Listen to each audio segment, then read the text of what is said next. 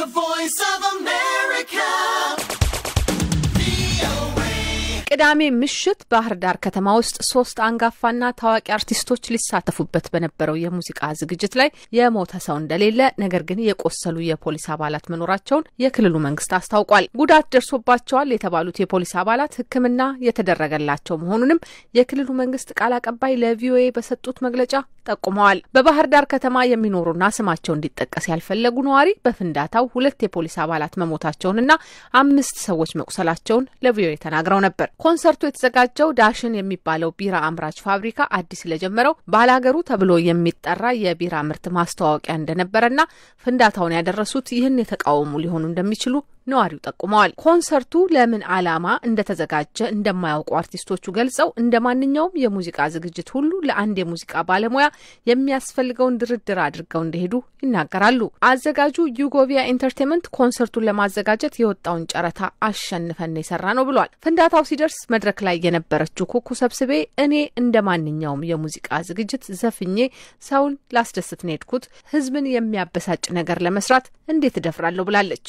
ማምሻውን አነጋግሬያታለሁ። እኔ በኔ በኩል ያለው ነገር ስራ አግኝቼ መሄዴን ብቻ ነው የማውቀው። ባህር ዳር ህዝቡን ለማስደሰት ስራዬን ለመስራት ዘፈኔን ለመስፈን እዛ ተገኝቼ ህዝቡን ለማስደሰት እንደ ዘፋኝነቴ ያ ነው የኔ ምኞትም ፍላጎትም። በዛሬም ስሰራ እንደኖርኩት እና በማላውቀው ነገር በድንገት የማውቀው ነገር ተኩስ ሲተኮስና ሲፈነዳ የሆነ ነገር ነው የማውቀው። ከዛ ከስቴጅ ወረድኩ። ባንዱም ተከትሎኝ ወረደ።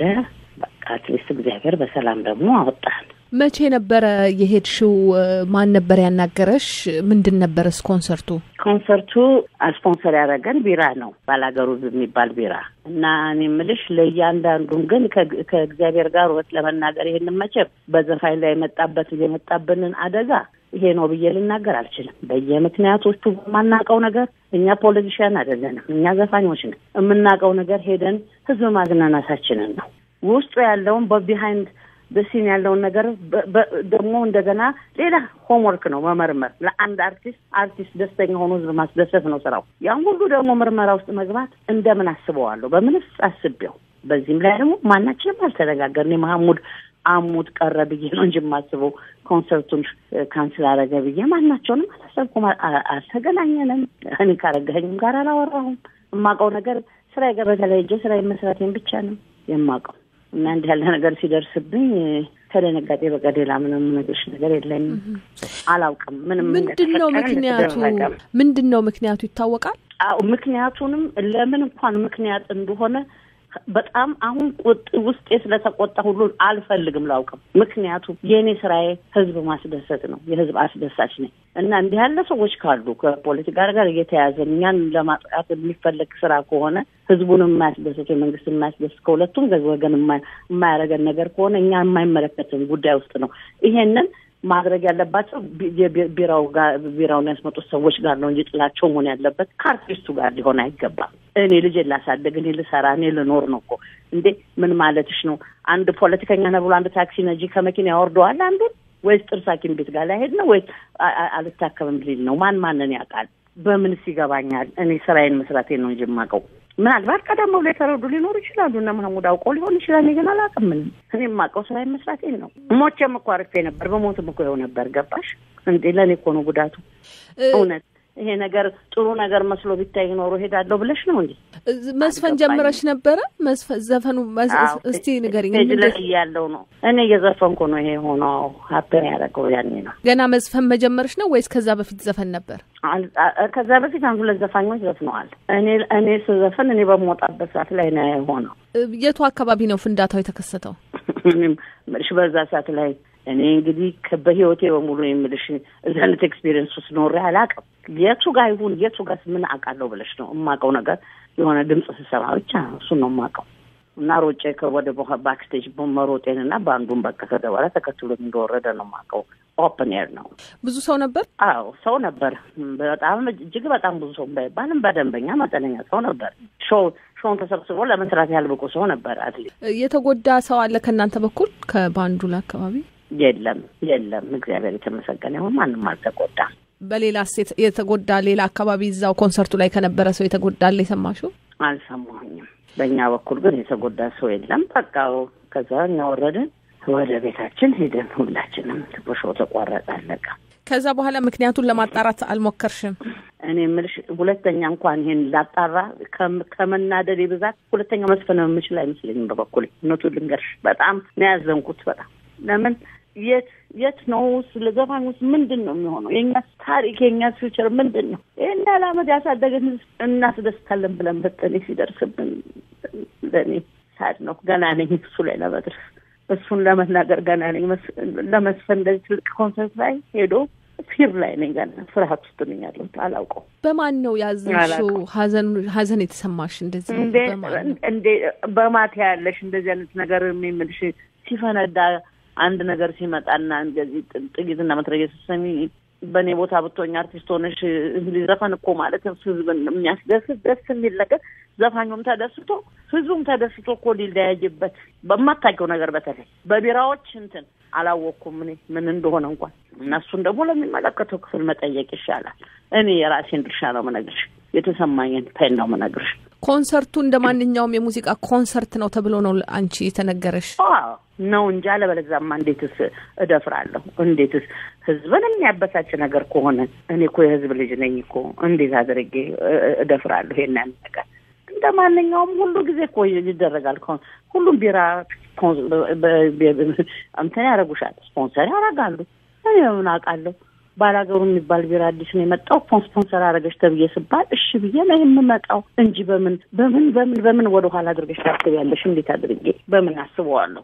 አሁን ግን ለወደፊቱ ሁለተኛ ሌላ ደግሞ ትርፍ ስራ ልንሰራ ነው። ፍርሃትም ሊደርስብን ነው። የኮንሰርቱ አዘጋጅ የዩጎቪያ ኢንተርቴይንመንት ባለቤት አቶ ብርሃኑ ተድላ ለአሜሪካ ድምጽ እንደተናገሩት ባህር ዳር ከተማ ሊካሄድ የነበረው የሙዚቃ ኮንሰርት ዳሽን ቢራ አዲስ ለጀመረው ቢራ ለማስተዋወቅ የተዘጋጀ የሙዚቃ ኮንሰርት እንደሆነና ይህንንም የማዘጋጀት እድል ያገኙት የወጣውን ጨረታ አሸንፈው እንደሆነ ይገልጻሉ። በባህር ዳር ከተማ የሚገኙና ስማቸው እንዲጠቀስ ያልፈለጉ አስተያየት ሰጪ በበኩላቸው የዳሽን ቢራ ንብረት የሆነው ባላገር ቢራን ለማስተዋወቅ የተዘጋጀውን ኮንሰርት የተቃወሙ ሰዎች አደጋውን አድርሰው ሊሆኑ እንደሚችሉ ይጠቁማሉ። ቀደም ብሎም በድረገጾች ላይ የዚህን የሙዚቃ ኮንሰርት ለማስተዋወቅ የወጣው ፖስተር ላይ የኤክስ ምልክት ተደርጎ ዳሽን ቢራ የፓርቲ በመሆኑ መንግስትን የሚደግፍ የሙዚቃ ዝግጅት ላይ እንዳይሳተፉ ቅስቀሳ ሲደረግ ነበር። ዝግጅቱን ያዘጋጁት የዩጎቪያ ኢንተርቴይንመንት ባለቤት አቶ ብርሃኑ ተድላ ኮንሰርቱን እንዴት እንዳዘጋጁ ይናገራሉ።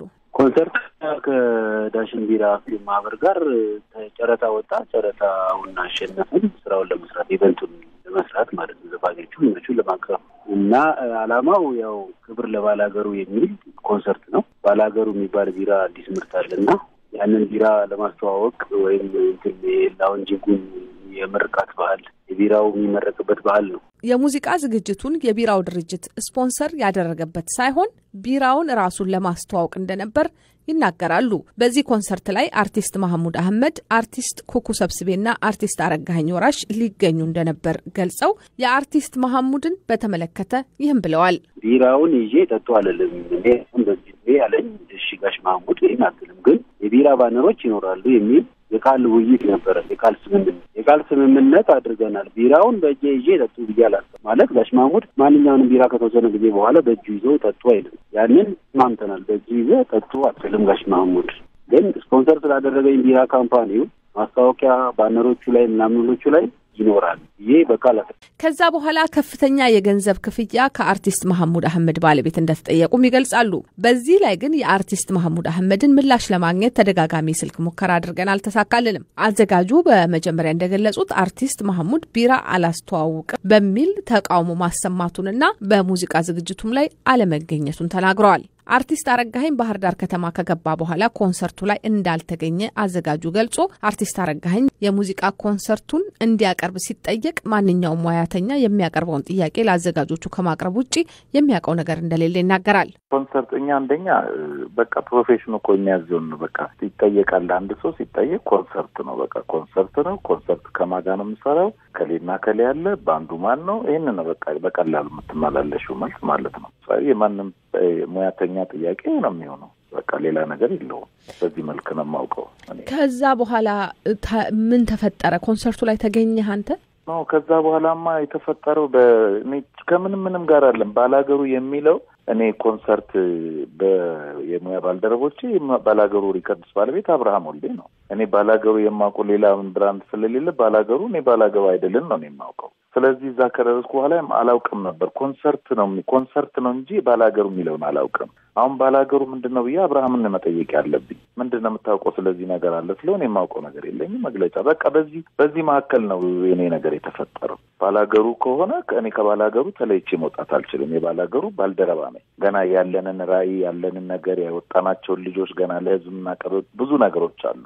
ስለዚህ እዛ በደረስኩበት ሰዓት ይሄንን ካየሁኝ አንደኛ የሙያ ባልደረቦቼን ማነጋገር ነበርብኝ። ሳነጋግራቸው ይሄ አይደለም ኮንሰርቱ በሌላ ነገር ነው ያለው። ስለዚህ ከምንም ጋር የሚያገናኝ ሳይሆን እኔ በቃ ዋናው ጥያቄ ባላገሩ የሚለውን ነገር ባልደረቦቼ ስለማያውቁት አብራቸው ምሰራ ጓደኞቼ ስለማያውቁ የዚህም ባለቤት ደግሞ አብርሃም መጠየቅ ስላለብኝ አብርሃም ጠይቀው አያውቀው። ስለዚህ አዙሬ መመለስ ነው እኔ በቃ ይሄ ነው ታሪክ። በዝግጅቱ ላይ የተሳተፉና አዘጋጆቹም እንደገለጹት የሙዚቃ ኮንሰርቱ በሌሎች 2 አዳዲስ ድምጻውያን ተከፍቶ አርቲስት ኩኩ የሙዚቃ ስራዎቿን ማቅረብ ስትጀምር የቦምብ ፍንዳታ ተሰምቷል። ከዚያም ተኩስ ነበር። በዚህ ምክንያት የሙዚቃ ኮንሰርቱ ተቋርጧል። የባህር ዳሩ ከተማ ነዋሪ እንደተናገሩት ፍንዳታው ከውጭ ቆመው የነበሩ ፖሊሶች ላይ የተነጣጠረ ነበር። አዘጋጁ አቶ ብርሃንም ፍንዳታው ኮንሰርቱ ከሚዘጋጅበት ውጪ ነበር ብለዋል። አስተያየት ሰጪው አገኘሁ ያሉትን መረጃ በዚህ መልክ ጠቅሰው ነበር።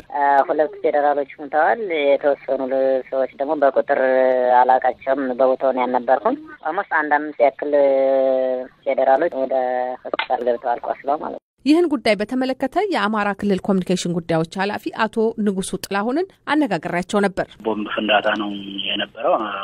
በፍንዳታውም 2 የጸጥታ አካላት የአካል ጉዳት ደርሶባቸው ነበር። እነዚህም የጸጥታ አካላት ለሕክምና ታክመው ወደ ተመልሰዋል ማለት ነው። ከሕክምና አገልግሎት በኋላ ተመልሰዋል። የሞተ ሰው የለም? የሞተ ሰው የለም። 2 ሰው ብቻ ነው የተጎዳው? 2 የጸጥታ አካላት ናቸው። ስንት ቦምብ ነው የፈነዳው ቦታው ላይ? 1 ቦምብ ነው የፈነዳው። ያ ከዚህ ውጪ የተለየ ነገር የለም። ይታወቃል አደጋውን ማን እንዳደረሰው?